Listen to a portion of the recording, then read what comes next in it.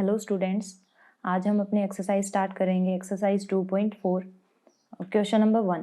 देखिए, question number 1 दे रखा है, determine which of the following polynomial has x+1 A factor. जो गिवन पॉलिनोमियल हैं उनमें से किस किस का फैक्टर x+1 बनेगा, ये हमें बताना है। तो फर्स्ट पार्ट में दिया गया है पॉलिनोमियल x³ + x² + x+1। अब हमें यहाँ पे क्या करना है, फैक्टर थ्योरम अप्लाई करेंगे। जो फैक्टर थ्योरम में पढ़ा था कि अगर किसी फैक्टर को चेक करना है तो उसकी वैल्यू पॉलिनोमियल की वैल्यू को 0 बना देगी। तो इसका सॉल्यूशन इस तरह से करेंगे, the 0 of x+1 is -1। x+1 जो फैक्टर चेक करना है उसकी वैल्यू होगी -1। जब ये -1 वैल्यू जो गिवन पॉलिनोमियल है पहले वो लिखेंगे, px = x³ + x² + x+1। इसमें ये वैल्यू पुट कर देंगे, पुट x = -1, तो ये बन जाएगा p × -1 इज इक्वल टू -1 का क्यूब प्लस -1 का स्क्वायर प्लस -1 + 1। जब ये पावर्स ओपन करेंगे तो ये बनेगा -1 + 1 -1 + 1। -1 + 1 एक दूसरे को कैंसिल कर देंगे तो आंसर आ जाएगा 0। यानी कि जो ये फैक्टर की वैल्यू थी इसने पॉलिनोमियल की वैल्यू को 0 बना दिया। तो इसलिए हम लिख देंगे as p - 1 gives 0 value, so by factor theorem x+1 is a factor of given polynomial. इसी तरीके से इसके सभी पार्ट करेंगे। देखिए, इसका सेकंड पार्ट दिया गया है x⁴ + x⁴ 3 + x² + x+1। फिर से वही काम करना है। सबसे पहले लिखेंगे द 0 ऑफ x+1 इज -1, यानी जिसको हमें चेक करना है कि वो फैक्टर बन रहा है या नहीं, उसकी वैल्यू है -1। px हमें दिया गया है x⁴ + x³ + x² + x+1। Put x is equals to -1। यहाँ x की वैल्यू -1 जब पुट करेंगे तो ये इस तरीके से आ जाएगा और पावर्स को जब ओपन करेंगे तो ये बनेगा 1 - 1 + 1 - 1 + 1। तो जितने भी -1 + 1 है वो एक दूसरे को कैंसिल कर देंगे, लेकिन एक प्लस का 1 फिर भी रह जाएगा जो कि 0 के इक्वल नहीं है। अगर वैल्यू 0 नहीं आई तो इसलिए जो ये फैक्टर है वो नहीं बनेगा गिवन पॉलिनोमियल का। तो लिखेंगे as p - 1 gives 1 value, so by factor theorem x+1 is not a factor of given polynomial. फिर इसके बाद इसी क्वेश्चन का थर्ड पार्ट है x⁴ + 3x³ + 3x² + x+1। तो वही करेंगे। सबसे पहले इसका फैक्टर बनाएंगे। फैक्टर को 0 के इक्वल पुट करवा दो, -1 वैल्यू आ जाएगी, वही वापस पुट करवा दो। तो इस तरीके से ये आपको खुद को करना है। x की वैल्यू -1 जब पॉलिनोमियल में रखवाओगे तो इसकी वैल्यू 0 के इक्वल अगर आ जाएगी तो लिख दोगे कि ये फैक्टर बन गया। अगर 0 के इक्वल वैल्यू नहीं आएगी तो लिख दोगे कि ये इसका फैक्टर नहीं बना बाय फैक्टर थ्योरम। फिर इसके बाद इसी का डी पार्ट है x³ - x² - 2 + √2 × x + √2। अब यहाँ रूट को देख के ऐसे पैनिक नहीं होना कि रूट आ गया तो क्या आ गया।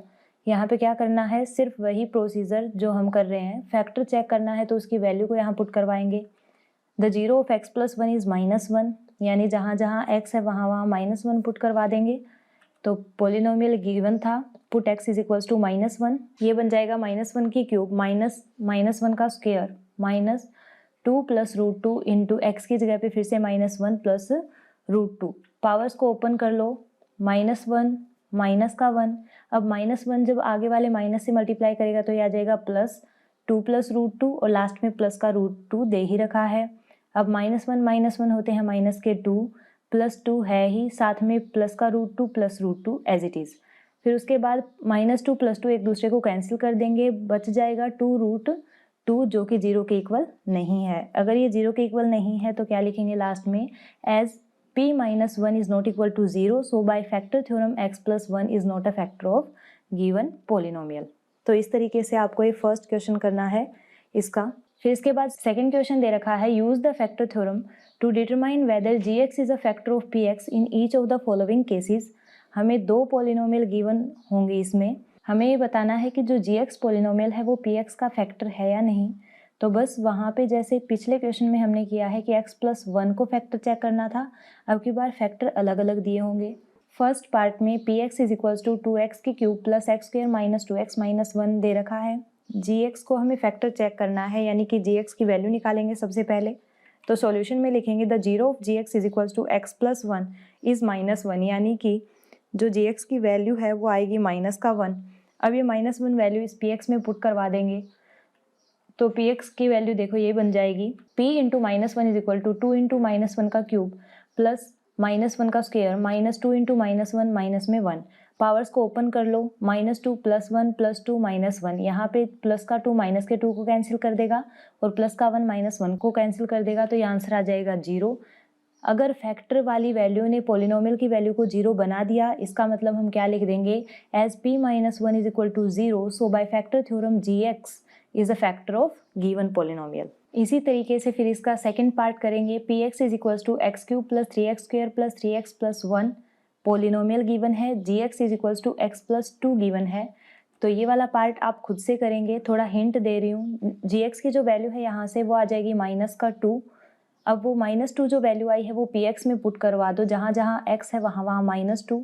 जब उसको सोल्व करोगे तो अगर वैल्यू 0 आ रही है तो लास्ट में लिख दोगे कि the given value of gx is a factor of px। अगर 0 नहीं आ रही है वैल्यू तो लिख दोगे the given value of gx is not a factor of px। फिर उसके बाद सी पार्ट देखिए, px = x³ - 4x² + x + 6, gx = x - 3 हमें गिवन है, तो ये भी आप खुद से ही करेंगे, वैसे ही करना है जैसे gx की वैल्यू x - 3 है, यहाँ से x की वैल्यू अगर निकालोगे तो 3 आ जाएगी, 3 वैल्यू px में पुट करवा दो। अगर px की वैल्यू 3 रखने से 0 बन गई तो ये इसका फैक्टर बन जाएगा gx। अगर ये वैल्यू 0 नहीं बनी तो लिख दोगे कि gx is not a factor of px bye factor theorem. फिर आगे चलते हैं, question number 3, find the value of k if x - 1 is a factor of px in each of the following cases. हमें k की value निकालनी है अगर x - 1 एक फैक्टर हो, यानी पहले ही हमें बता दिया कि x - 1 जो है वो px का फैक्टर है, इसी को हम यूज करेंगे। देखिए px हमें गिवन है x² + x + k। सबसे पहले the zero of x - 1 is 1, क्योंकि x - 1 एक फैक्टर बता रखा है, इसकी वैल्यू है 1। px की वैल्यू x² + x + k दे रखी है, लिखेंगे as x - 1 is a factor of px। अगर x - 1 एक फैक्टर है px का, देन बाय फैक्टर थ्योरम क्या कहती है कि p1 की वैल्यू हमेशा ही क्या होगी, 0 होगी, क्योंकि x - 1 अगर एक फैक्टर है तो इसकी वैल्यू p1 को 0 बना देगी। p1 है क्या, px में x की जगह पे 1 रख दो तो ये बन जाएगा 1 का स्क्वायर + 1 + k, और ये आएगा 0 के इक्वल। 1 का स्क्वायर होता है 1 + 1 + k = 0, 1 + 1 हो जाएगा 2 + k = 0, और k की वैल्यू आ जाएगी यहाँ से -2। तो यही आपका आंसर है। फिर उसके बाद सेकंड पार्ट दे रखा है, px = 2x² + kx + √2। यहाँ भी वही करना है। सबसे पहले the zero of x - 1 is 1, क्योंकि x - 1 ही है सबके लिए फैक्टर, तो इसकी वैल्यू 1 रहेगी।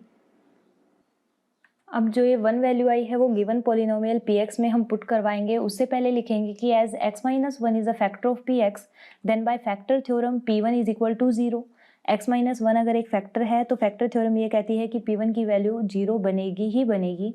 तो हमने वही किया, p1 की वैल्यू 0 के इक्वल पुट करवा दी, यानी जहाँ जहाँ x है वहाँ वहाँ 0 रखेंगे, तो ये बन जाएगा 2 × 1 का स्क्वायर + k × 1 + √2 = 0। अब पावर को ओपन कर लो तो ये बनेगा 2 + k + √2 = 0। k इधर ही रह जाएगा, बाकी टर्म उधर चली जाएंगी, यानी कि प्लस का 2 उधर जाके माइनस का 2, और प्लस का √2 इक्वल टू के साइन से जब उधर जाएगा तो ये बन जाएगा माइनस का √2। आंसर यहाँ भी छोड़ सकते हो, लेकिन दोनों में से माइनस कॉमन आ रहा है टर्म में से, तो यहाँ k = माइनस कॉमन ले लेंगे, 2 + √2 इसका आंसर हो जाएगा। देन इसके बाद नेक्स्ट है इसी क्वेश्चन का third part, px = kx² - √2x + 1। फिर से x - 1 को फैक्टर दिया गया है तो इसकी वैल्यू निकाल लेंगे। The zero of x - 1 is 1, px हमें गिवन है ही। उसके बाद लिखेंगे अगर x - 1 एक फैक्टर है तो p1 की वैल्यू बाय फैक्टर थ्योरम क्या होगी, 0 होगी। तो यहाँ पे x की जगह पे 1 रखवा देंगे। x की जगह पे 1 रखवाने से बन गया k × 1 का स्क्वायर - √2 × 1 + 1 = 0 होगा। जब पावर्स को ओपन करेंगे तो ये बन जाएगा k - √2 + 1 = 0। फिर से वही करना है, जो कांस्टेंट टर्म है वो इक्वल टू के साइन से दूसरी साइड लेके जाएंगे, तो k = जो प्लस का 1 था वो हो गया माइनस का, और जो माइनस का √2 था वो हो गया प्लस का। इनको थोड़ा अरेंज करके लिखेंगे तो k की वैल्यू आ जाएगी √2 - 1, और यही आंसर है। फिर इसके बाद डी पार्ट दिया गया है, px = kx² - 3x + k। सबसे पहले लिखेंगे the zero of x - 1 is 1। उसके बाद px हमें गिवन है as x - 1 is a factor of px, then by factor theorem p1 = 0 होगा। p1 0 होगा, इसका मतलब x की जगह पे 1 रखवा देंगे। x की जगह जब 1 रखा, इसको 0 के इक्वल पुट करेंगे, पावर्स को ओपन कर लेना, k - 3 + k = 0 होगा। k और k मिलके 2k बन जाएंगे, और जो माइनस का 3 है ये उधर जाके प्लस का 3 हो जाएगा, k की वैल्यू आएगी 3/2 और यही हमारा आंसर है। देन इसके बाद नेक्स्ट है question number 4, factorise. First part में 12x² - 7x + 1, तो यहाँ पे हमने एग्जाम्पल्स में दो तरीके किए थे, bye splitting the middle term method और दूसरा था बाय फैक्टर थ्योरम। तो मैंने वहाँ पे भी आपको एक बात क्लियर कर दी थी कि जो फैक्टर थ्योरम है वो थोड़ा कॉम्प्लिकेटेड मेथड है, इसलिए हम जो bye splitting the middle term method है उसी को अप्लाई करेंगे। तो यहाँ पे भी वही करना है, बाय स्प्लिटिंग मिडल टर्म, जो गिवन पॉलिनोमियल है उसमें हम मिडल टर्म को स्प्लिट कर देंगे, मिडल टर्म को दो हिस्सों में बांट देंगे। अब कैसे हिस्सों में बटेंगे, जो बीच की टर्म है वो किन्हीं भी दो नंबर का सम आना चाहिए, यानी कि दो नंबर ऐसे चूज करेंगे जिनका सम, जिनका जोड़ माइनस का 7 आए और जिनकी मल्टीप्लाई जो है वो 12 आए, यानी a + b जो है वो -7 आना चाहिए, a × b जो है वो 12 आना चाहिए। तो ऐसे दो नंबर्स हैं -4 और -3, क्योंकि -4 -3 को ऐड करोगे तो आंसर आएगा -7 और जब -4 -3 की मल्टीप्लाई करोगे तो आंसर आएगा प्लस का 12। तो अब हमारा जो पोलिनोमियल है वो हो जाएगा इस तरीके से 12x² - 4x - 3x + 1। अब जो पहली दो टर्म है उनमें से जब कॉमन लेंगे तो 4x कॉमन आ जाएगा, अंदर बच जाएगा 3x - 1। ऐसे ही लास्ट की टू टर्म्स में से कुछ भी कॉमन नहीं है तो हम -1 ले लेंगे ताकि जो फर्स्ट ब्रैकेट है वही सेकंड ब्रैकेट बन जाए, तो ये आ जाएगा 3x - 1। अब दोनों में से 3x - 1 कॉमन, बचेगा 4x - 1 और यही हमारा आंसर है, यही हमारे फैक्टर्स हैं। फिर इसके बाद सेकेंड पार्ट दे रखा है हमें 2x² + 7x + 3, तो फिर से वही करना है, splitting the middle term method apply करेंगे। तो देखिए, by splitting middle term polynomial this given है हमें 2x² + 7x + 3। अब मिडल टर्म को स्प्लिट करने के लिए हमें टू नंबर्स ऐसे चूज करने हैं a और b जिनका सम हो 7, जिनकी मल्टीप्लाई हो 6। तो ऐसे टू नंबर्स होते हैं 6 और 1, क्योंकि 6 में 1 को ऐड करेंगे तो 7 आ जाएगा और 6 की 1 से मल्टीप्लाई करेंगे तो 6 ही आ जाएगा। तो इस तरीके से जो बीच की टर्म है वो हमने स्प्लिट कर दी, तो ये पॉलिनोमियल बन गया 2x² + 6x + 1x + 3। अब फर्स्ट टू टर्म में से 2x को कॉमन ले लेंगे, अंदर रह जाएगा x + 3 प्लस 1 कॉमन ले लेंगे, क्योंकि लास्ट टू टर्म्स में से कुछ कॉमन आ नहीं रहा, तो यहाँ रह जाएगा x + 3। अब दोनों ब्रैकेट में x + 3 है, यानी दोनों टर्म्स में x + 3 है, तो हम x + 3 को बाहर ले लेंगे, अंदर रह जाएगा 2x + 1 और यही आंसर है। फिर इसके बाद इसी क्वेश्चन का नेक्स्ट पार्ट है 6x² + 5x - 6। इसको भी फैक्टराइज करना है, तो वही सेम मेथड अप्लाई करेंगे bye splitting the middle term. हमें ये गिवन है पोलिनोमियल, मिडल टर्म स्प्लिट करने के लिए हमें दो नंबर्स यानी a और b ऐसे चूज करने हैं जिनका सम आए 5 और दो नंबर्स की मल्टीप्लाई जो है वो आए 6 × -6 करके देख लेंगे, यानी -36 आए। दो नंबर्स ऐसे लेने हैं a और b जिनका एडिशन जो है वो 5 आए और जिनकी मल्टीप्लाई जो है वो 36 आए। तो ऐसे दो नंबर्स 9 और -4 होंगे। a को अगर 9 ले लोगे और b को -4 ले लोगे तो ये वैल्यू आ जाएगी 5, जब ऐड करोगे और मल्टीप्लाई करोगे तो ये आएगा -36। अब यहाँ पे हमने मिडल टर्म को स्प्लिट कर दिया, 6x² + 9x - 4x - 6 हो जाएगा। फर्स्ट टू टर्म्स में से 3x कॉमन है तो अंदर रह जाएगा 2x + 3। अब अगली टू टर्म्स जो हैं उनमें से 2 कॉमन है तो ये रह जाएगा 2x + 3। क्योंकि दोनों ब्रैकेट सेम आ गए 2x + 3 2x + 3, तो दोनों ब्रैकेट को बाहर ले लो, 2x + 3 कॉमन दोनों में से, यहाँ रह जाएगा 3x - 2 और यही हमारा आंसर है। देन उसके बाद डी पार्ट है 3x² - x - 4। सेम वही तरीका रहेगा, आप खुद से करेंगे, splitting the middle term method apply करना है, बीच की टर्म को स्प्लिट करना है। आपको एक छोटा सा हिंट मैं यहाँ दे रही हूँ कि दोनों जो टर्म्स ऐसी चूज करनी है जिनका सम आए -1 और जिनकी मल्टीप्लाई आए -12। तो यहाँ पे नंबर्स मैंने बता दिए हैं कि एक नंबर -4 लेंगे और दूसरा नंबर लेंगे 3। तो इसको स्प्लिट आप खुद से करेंगे, बहुत ही इजी है। प्रोसीजर ध्यान रखना, कंसेप्ट ध्यान रखना कि कैसे करना है। फिर उसके बाद next question 5th factorise. First part है x³ - 2x² - x + 2। थोड़ा सा लेंथी है बट इजी भी है। आप ध्यान रखेंगे कि कैसे कैसे कौन कौन से स्टेप वाइज हमें चलना है, क्योंकि यहाँ पावर 3 है, इसका मतलब 3 फैक्टर होंगे और 3 में से अगर एक हमें पता हो तो बाकी के 2 हम निकाल सकते हैं bye splitting the middle term method. तो यहाँ पे एक फैक्टर निकालने के लिए हम ट्रायल करते हैं, और ट्रायल किसके लिए करते हैं देखिए, स्टार्टिंग से कैसे लिखेंगे, px दिस गिवन है हमें, यहाँ पे फैक्टर्स लेते हैं 2 के, कांस्टेंट टर्म जो होती है उसके फैक्टर्स लेते हैं जो कि हेल्पफुल हैं एक फैक्टर निकालने के लिए।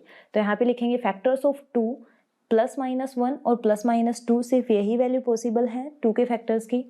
तो हमने सबसे पहले ट्रायल किया x की वैल्यू 1 पे। जब x की वैल्यू 1 रखेंगे px में तो ये बनेगा 1 का क्यूब -2 × 1 का स्क्वायर -1 + 2। जब 1 का क्यूब किया तो 1 -2 -1 + 2 आ जाएगा। जब इनको कैंसिल करोगे तो आ जाएगा 0। अब 0 बन गया, इसका मतलब x - 1 हमारा एक फैक्टर है। अगर एक फैक्टर आ गया तो बाकी के 2 निकालने के लिए क्या करेंगे, इस एक फैक्टर से गिवन पॉलिनोमियल को डिवाइड कर देंगे। देखिए किस तरीके से, x - 1 से हमने डिवाइड किया x³ - 2x² - x + 2 को। तो अब डिवाइड बहुत बार कर चुके हैं, आपको समझ आ गया होगा। जिसको डिवाइड करें उसकी फर्स्ट टर्म और जिससे डिवाइड करें उसकी फर्स्ट टर्म को देखेंगे। तो x को x³ बनाना है, इसका मतलब x को मल्टीप्लाई करेंगे x² के साथ तो ये बन जाएगा x³। बट -1 जो है वो x² के साथ जब मल्टीप्लाई करेगा तो -x² हो जाएगा। यहाँ पे साइन चेंज करेंगे, प्लस माइनस होके x की क्यूब तो कैंसिल हो जाएगा। -2x² में से प्लस का x² जाएगा तो बनेगा -x²। -x + 2 as it is नीचे उतार लेंगे। फिर उसके बाद x को हमें -x² बनाना है तो x की मल्टीप्लाई -x के साथ करेंगे, ये बन जाएगा -x²। और -1 जो है वो -x के साथ मल्टीप्लाई करेगा तो ये बनेगा प्लस का x। साइन चेंज करते ही ये फर्स्ट टर्म कैंसिल हो जाएगी, सेकेंड टर्म में -2x + 2 बचेगा। फिर उसके बाद x को -2x बनाना है, यानी कि x की मल्टीप्लाई -2 के साथ करेंगे तो ये बनाएगा -2x। लेकिन -1 -2 के साथ मल्टीप्लाई करेगा तो ये बनेगा प्लस का 2। साइन चेंज तो आंसर आ जाएगा 0 और क्वोशंट हमारा आ जाएगा x² - x - 2। तो हमें क्वोशंट यहाँ यूजफुल है, क्वोशंट चाहिए था। एक फैक्टर हमें पहले मिल गया था x - 1, दूसरा फैक्टर हम इस क्वोशंट से ढूंढेंगे क्योंकि हमें डिवाइडेंड, डिवीजर, क्वोशंट और रिमाइंडर का एक रूल पता है तो उसके ऊपर ये चीज़ें अप्लाई कर देंगे। देखिए हमें पता है कि डिवाइडेंड जो है वो इक्वल टू होता है divisor multiply quotient plus reminder. जो हमने डिवीजन किया उसमें डिवाइडेंड था ये x³ - 2x² - x + 2, डिवीजर था x - 1 और क्वोशंट था x² - x - 2। रिमाइंडर 0 आया था तो उसे लिखने की ज़रूरत है नहीं। अब यहाँ पे जो डिवाइडेंड है उसके फैक्टर हमें करने हैं तो उसको हम एज इट इज़ रहने देंगे। डिवीजर x - 1 है, एक फैक्टर आ चुका है वो एज इट इज़ रहने देंगे। लास्ट टर्म पे वर्क करना है हमें। लास्ट टर्म में देखिए x² - x - 2 है, यानी कि इसको हम बाय मिडल टर्म स्प्लिट करके करेंगे। तो मिडल टर्म स्प्लिट करने के लिए 2 नंबर्स ऐसे चूज करेंगे जिनका सम -1 हो और 2 नंबर्स ऐसे लेंगे जिनकी मल्टीप्लाई जो है वो -2 हो। तो ऐसे 2 नंबर होते हैं -2 और प्लस का 1, क्योंकि -2 में जब 1 को ऐड करोगे तो माइनस का 1 बचेगा और -2 की मल्टीप्लाई जब 1 के साथ करोगे तो यहाँ -2 आ जाएगा। तो देखिए x - 1 as it is, second term थी उसमें x² - 2x + 1x - 2 कर दिया, स्प्लिट कर दिया मिडल टर्म को। अब यहाँ पे x - 1 फर्स्ट 2 टर्म्स में से x कॉमन, x - 2 आ जाएगा। लास्ट 2 टर्म्स में से प्लस का 1 कॉमन तो x - 2, फिर वही x - 1 एज इट इज, क्योंकि x - 2 दोनों में से कॉमन है तो x - 2 बाहर निकाल लिया, ये बच गया x + 1 और यही हमारा आंसर है। आपको प्रोसीजर ध्यान में रखना है कि अगर पावर 3 होगी तो सबसे पहले कांस्टेंट टर्म के फैक्टर्स लेंगे। फैक्टर्स लेने के बाद उनको एक एक करके अप्लाई करके देखेंगे, जिस पे वैल्यू 0 आ जाएगी वहाँ से हमें एक फैक्टर मिल जाएगा। जैसे ही एक फैक्टर मिलेगा उस फैक्टर से हम जो गिवन पॉलिनोमियल था उसको डिवाइड करवाएंगे तो हमारा क्वोशंट जो आएगा वो पावर 2 में आएगा और जो वो पावर 2 है उसको हम bye splitting the middle term method से स्प्लिट कर लेंगे तो हमारे तीनों फैक्टर्स आ जाएंगे। इसके बाद पार्ट बी गिवन है x³ - 3x² - 9x - 5। तो यहाँ पे भी आपको वही करना है। सबसे पहले फैक्टर्स करेंगे 5 के, +-1 और +-5 आएंगे। जरूरी नहीं है वैल्यू 1 पे ही 0 बन जाए, क्या पता आपकी -1 पे बने, फिर प्लस का 5 अप्लाई करके देखेंगे, माइनस का 5 अप्लाई करके देखेंगे। इस तरीके से किसी एक पे 0 बनेगी और वही आपको फेयर नोटबुक में नोट डाउन करना है। जिस पे 0 नहीं बन रही वो निकाल के देखेंगे सिर्फ रफ नोटबुक में। तो ये आपको खुद से करना है, प्रोसीजर ध्यान में रख के। देन सी पार्ट दिया गया है x³ + 13x² + 32x + 20। तो यहाँ 20 के फैक्टर्स करेंगे, +-2 होता है, +-4 होता है, +-5 होता है, +-10 होता है। तो इस तरीके से फिर उनमें सभी की बारी बारी करके वैल्यू लगा के देखेंगे, जिस पे 0 बन जाएगी वही फैक्टर बनेगा। ये भी आप खुद से ही करेंगे। डी पार्ट गिवन है 2y³ + y² - 2y - 1, तो ये भी आपको खुद को ही करना है। 1 के फैक्टर सिर्फ +-1 ही होते हैं, तो किसी एक पे वैल्यू 0 बनेगी, जिस पे 0 बनेगी वही फैक्टर बन जाएगा, और फैक्टर बनने से उसको डिवाइड करके देखना, then dividend, divisor, quotient, reminder वाला रूल लगाना, by splitting the middle term लगाना, और आंसर आ जाएगा। सो एक्सरसाइज 2.4 हो गई है कंप्लीट। आज के लिए सिर्फ इतना ही। Thank you.